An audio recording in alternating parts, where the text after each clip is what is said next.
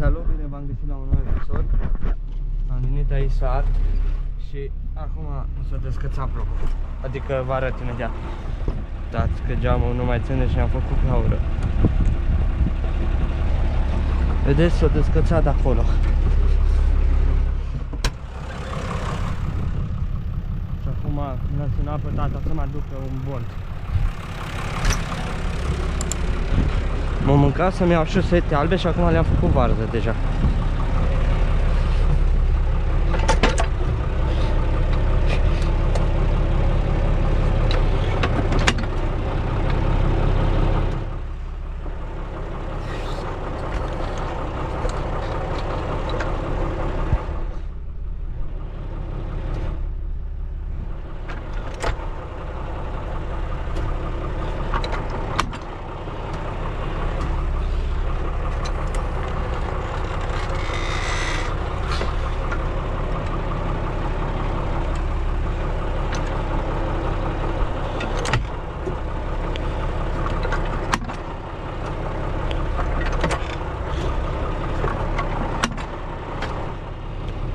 Nici cum nu vrea acum, e prea șanț.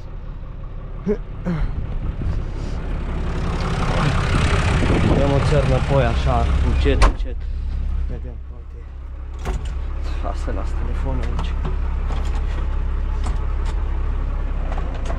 Da? Dacă ridicăm. Nu?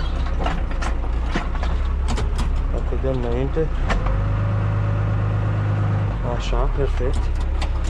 Hai că ușor, ușor, îi dăm de cap.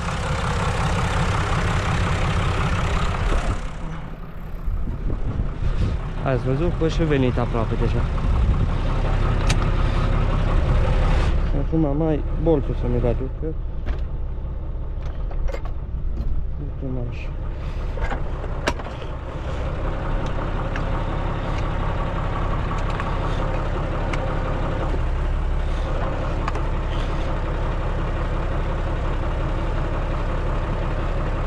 Mai întâmplă și câteodată asta. Dacă ridic se duce în jos.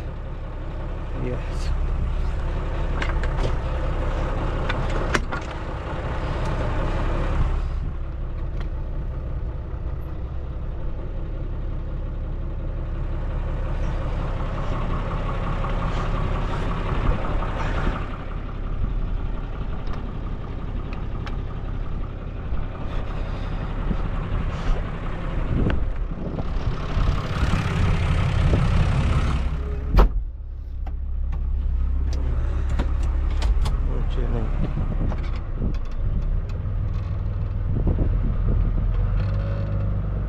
Gata, s-a pus la loc. Și acum așteptăm. Prindem fereastra. Cam asta a fost. Nu am ce-am făcut. Haideți că am revenit. Am pus acolo un șurub, că n-am găsit să cumpăr bolți. Girofarul mele. Îi dăm bătaie cam până acolo numai și mă duc acasă, gata, e 23 decembrie, nu mai ar nimic. Până la anul nu mai nimic, gata.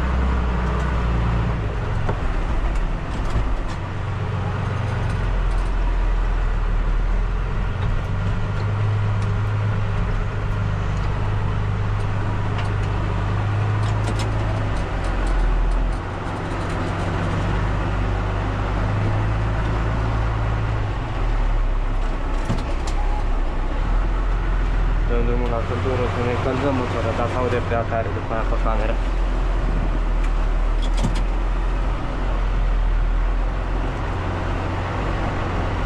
Cam căr, dar na, asta e.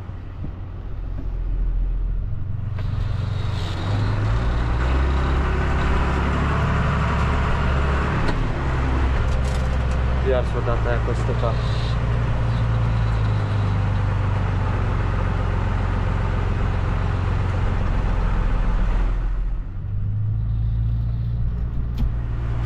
Știu că am norocul ăsta să se dea.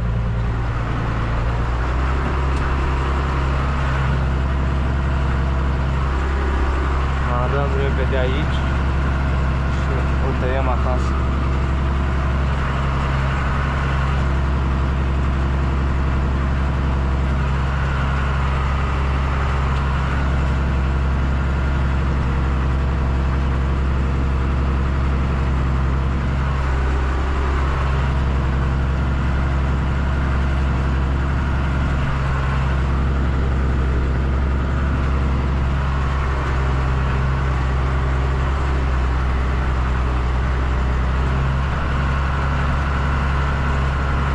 Revin mai încolo. Haideți că acum gata. Asta mai o dată încolo și înapoi și gata.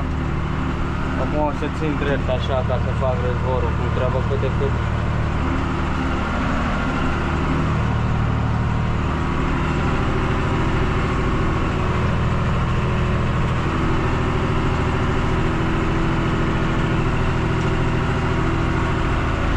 Poate căldura poate să aude.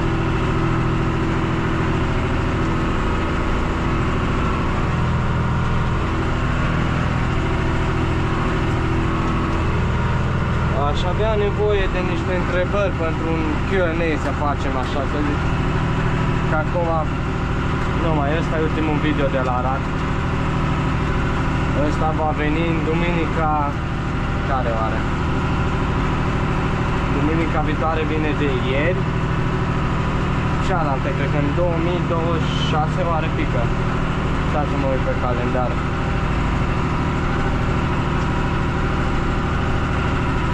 Să văd cum pică duminicile.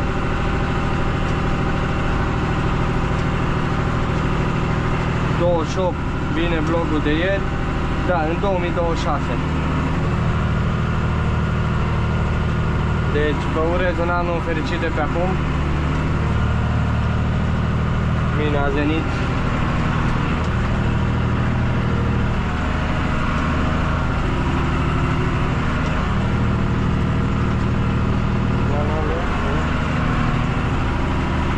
Nu s-a rău, e cam așa.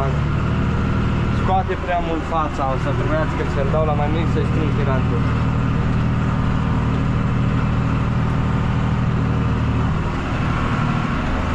Nu ai problemă că îi dau un disc și le stă nivelat.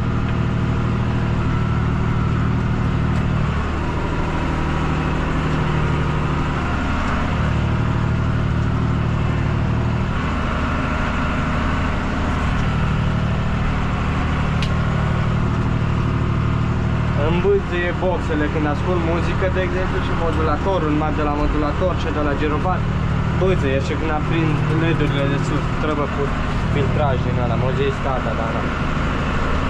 Să pună el, că el e electrician. Voi face și instalația la 65 acum.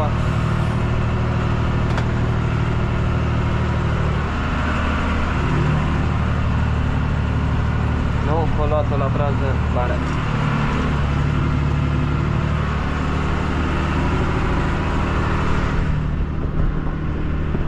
Cam asta a fost cu acest episod, cam scurt, cred, dar nu uitați de like, subscribe și v-am salutat!